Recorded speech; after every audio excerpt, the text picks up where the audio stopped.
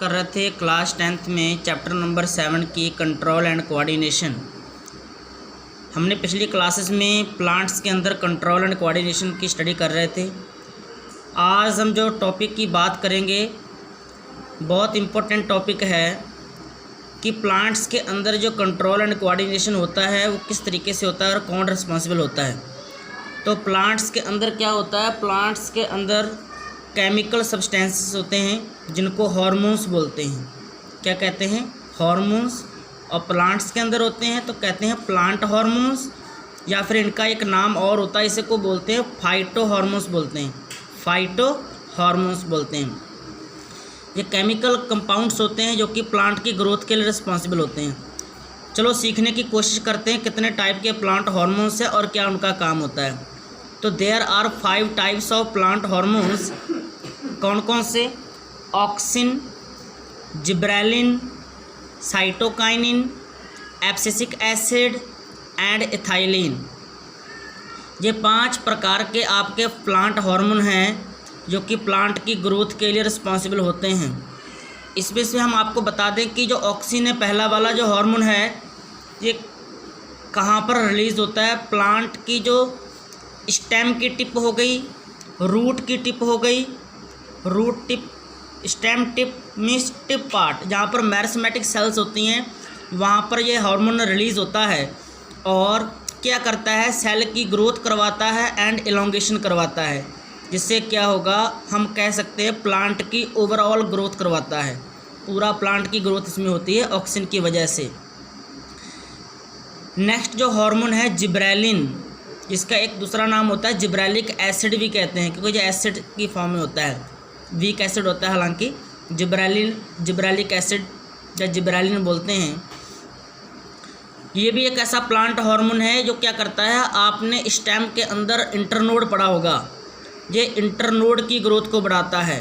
Plant के stem की internode की ग्रोथ को बढ़ाता है, जिससे क्या होता है कि स्टेम की, पूरे स्टेम की ग्रोथ बढ़ जाती है। क्या हो जाती है? प्लांट के स्टेम की इलोंगेशन हो जाता है, स्टेम की ग्रोथ बढ़ जाती है।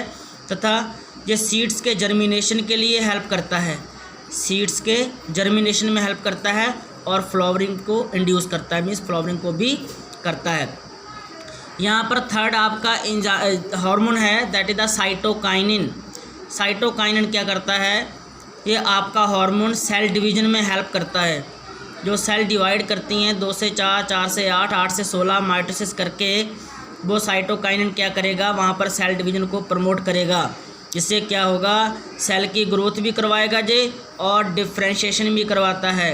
ग्रोथ में सेल की ग्रोथ तो होगी जब डिवाइड करेगी, और डिफ्रेंशिएशन कहते हैं कि आपने स्टेम, मैंने पिछली क्लासेस में आपको पढ़ाया था किस तरीके से प्लांट के जो मेरिस्टेमेटिक सेल्स हैं, टिश्यूज़ हैं, वो परमानेंट टिश्यूज़ में कन्वर्ट होते हैं, वो अपना प्रॉपर फंक्शन करते हैं।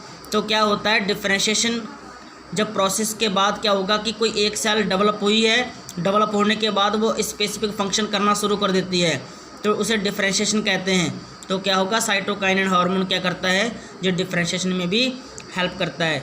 यहाँ पर मैं आपको एक चीज़ बता दूँ, जो तीनों हार्मोन ऊपर वाले जो हैं, ये सारे ओवरऑल प्लांट की ग्रोथ को बढ़ा रहे हैं, मीन्स ग्रोथ को इंक्रीज़ कर रहे हैं।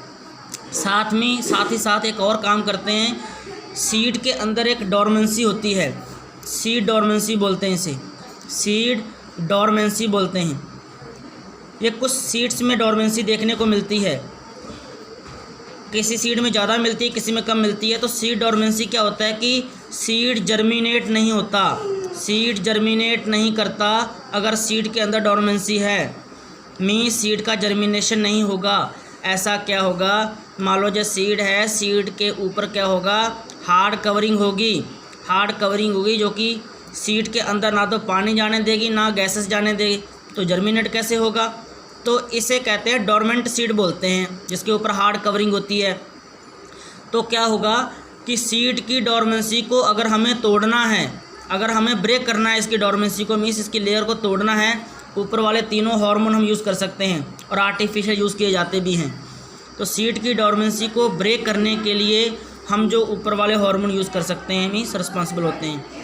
चौथा वाला जो हमारा जहाँ पर हार्मोन है, that is the abscisic acid. FCC की जो एसिड है ये क्या है कि ये ग्रोथ को इनहिबिट करता है, मीन्स ग्रोथ को रोकेगा, प्लांट के सेल की ग्रोथ को रोकेगा, सेल प्लांट की ग्रोथ को रोकेगा। कैसे रोकेगा? ये क्या करता है, आपने देखा होगा पतझड़ में प्लांट की पत्तियां सारी झड़ जाती हैं, विल्टिंग हो जाती है, मीन्स विल्टिंग ऑफ लीव्स करवाएगा जी, पत्तियों को, लीव्स को प्लांट से अलग करवाता है एब्सिसिक एसिड। इसे, इसका एक और नाम है, इसे कहते हैं स्ट्रेस हार्मोन बोलते हैं। क्या बोलते हैं? Stress hormone. क्यों? क्योंकि ये एडवर्स कंडीशन में प्लांट को ज़िंदा रखने के लिए रिस्पॉन्सिबल होता है। मीन्स मान लो कि पानी की कमी हो गई, क्या करेगा? पत्तियों को गिरा देगा, जिससे कि प्लांट का ट्रांसपिरेशन रेट कम हो जाएगा, प्लांट जिंदा रह सकता है। क्लोजिंग ऑफ स्टोमेटा कर देगा, स्टोमेटा से पानी उड़ेगा ही नहीं, स्ट्रेस हार्मोन की तरह काम करता है। Very very important point this stress hormone means abscisic acid. And last fifth हमारा दैट इज द इथाइलिन। हमारा जो इथाइलिन है ये एक ऐसा हार्मोन है जो किस फॉर्म में होता है? गैसियस फॉर्म में, मीन्स गैस की फॉर्म में होता है ये हार्मोन।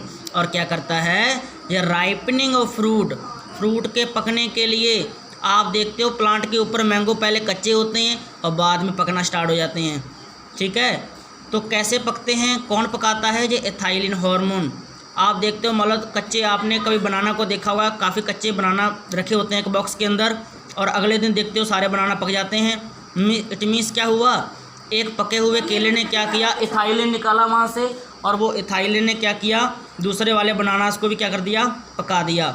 तो इथाइलिन कहाँ से रिलीज़ होता है? फ्रूट की वॉल से। जो फ्रूट की वॉल होती है, बाहर वाली लेयर वॉल होती है, यहाँ से इथाइलिन हार्मोन रिलीज़ होता है और फ्रूट के राइपनिंग में हेल्प करता है।